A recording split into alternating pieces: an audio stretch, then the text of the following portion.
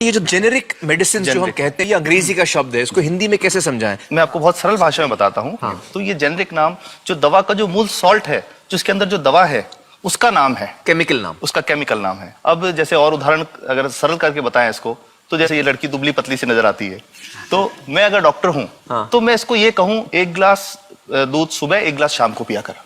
पर चिकित्सा के व्यवसाय में दुर्भाग्य से हमारे देश में ऐसा नहीं हो रहा।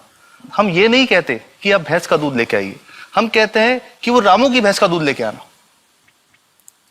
यही ब्रांडिंग है। ये जब उसकी दुकान पे जाती है, वो कहता है 500 रुपए लीटर है, लेना है कि नहीं लेना। तो जो 30 रुपए की चीज है वो 500 रुपए में मिलती है। तो अगर मैं डायबिटीज की दवा ले रहा हूं और अगर मैं ब्रांडेड दवा लेता हूं तो मुझे कितने की पड़ेगी? जैसे एक 117 रुपए में भी है, 117 रुपए में मिलती है। और अगर वही चीज हम उसके जेनेरिक मेडिसिन के नाम से लें तो वो कितने की बनती है? वो मात्र 1 रुपए 95 पैसे में 10 गोली मिलती है।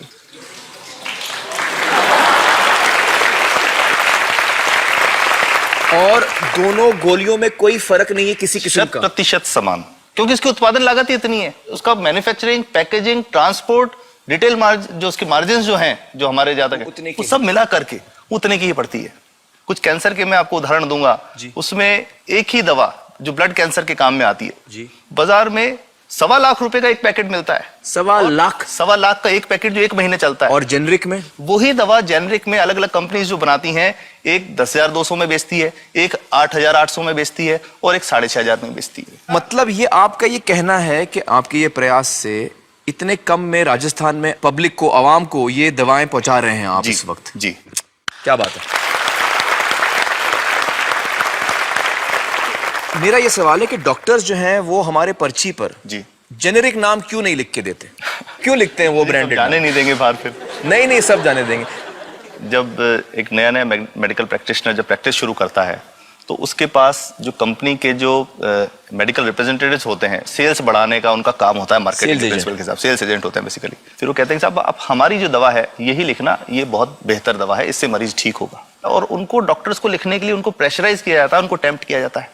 तो ये इसमें बहुत बड़ा कारण है जो दवा की कीमत को उसकी वास्तविक कीमत से 5-10 गुना 20 गुना तक बढ़ा देता है। एक बहुत बड़ा कारण है, क्योंकि हमारे पास जब हम टेंडर करते हैं तो बहुत सारे कंपनी वाले आते हैं, जो भारत की जो सबसे बेहतर कंपनियां, जिसके भी नाम वो रेपुटेड कंपनियां जिनके नाम आप ले सकते हैं, वो सभी हमें वो उसको जो 70 रुपए की है उसको 2 रुपए में 5 रुपए में दे रही है, 30 रुपए की दवा 2 रुपए में दे रही है। इतना ज्यादा फर्क तो कंपनी तो दे सकती है और देना चाहती है, और हमें देती भी है इतनी कम दामों में, हमें दे रही है ना, ये संभव तो है। अच्छा, मैं आपको बताऊंगा कि भारत से हम लगभग 45,000 करोड़ रुपए की जेनरिक दवाइयां प्रतिवर्ष विदेशों को निर्यात करते हैं।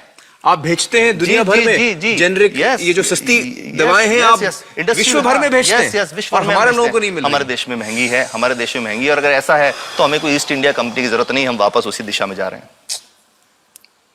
आपने जब ये शुरू किया तो आपको कोई रेजिस्टेंस फेस करना पड़ा राजस्थान में? देखिए, जो प्रयास हम कर रहे हैं ये बेसिकली धारा के विपरीत बहने का एक प्रयास है जी।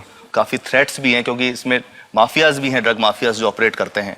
और हम हमेशा ये बात कहते हैं कि हम 100 साल से भी पुरानी शोषण की व्यवस्था को बदलना चाहते हैं, पर हमने हमेशा डॉक्टर्स को दोषी नहीं माना। सारे डॉक्टर्स बुरे नहीं है। 50-60% तो जेन्युइनली वो चाहेंगे कि गरीबों को कम कीमत पे दवा मिल जाए, वो चाहेंगे। और आज भी ऐसे डॉक्टर्स हैं जो अपने घर से सैंपल्स ला करके अपने जेब से पैसे निकाल के मरीज का इलाज कराते हैं। ऐसे डॉक्टर्स आज भी हैं। बिल्कुल सही। तो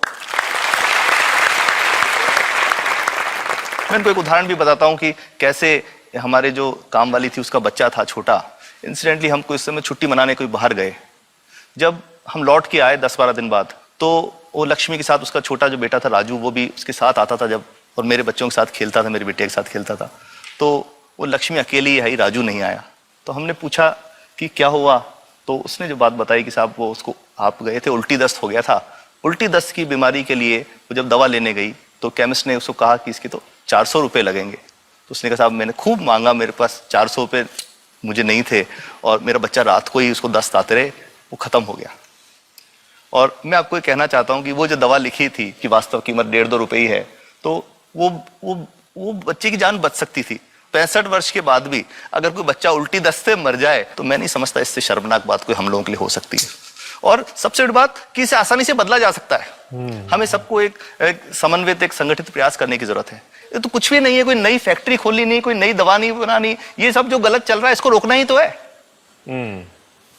तो दोस्तों, डॉक्टर समित की बातों से हमें यह पता चला है कि दवाइयों का जो कॉस्ट होता है, जो उनको बनाने का खर्च होता है, वो बहुत ही कम होता है और हमें इन कम दामों में ये दवाइयां मिल सकती हैं अगर हमारी राज्य सरकार जेनेरिक मेडिसिन की दुकानें खोले, जैसे राजस्थान सरकार ने किया है और जिसके लिए हम उन्हें सलाम करते हैं। एक बात और, अगर आप एक एनजीओ हैं और आप जेनेरिक मेडिसिन की दुकान खोलना चाहते हैं तो department of chemicals and fertilisers आपको 50,000 रुपए की ग्रांट भी देता है।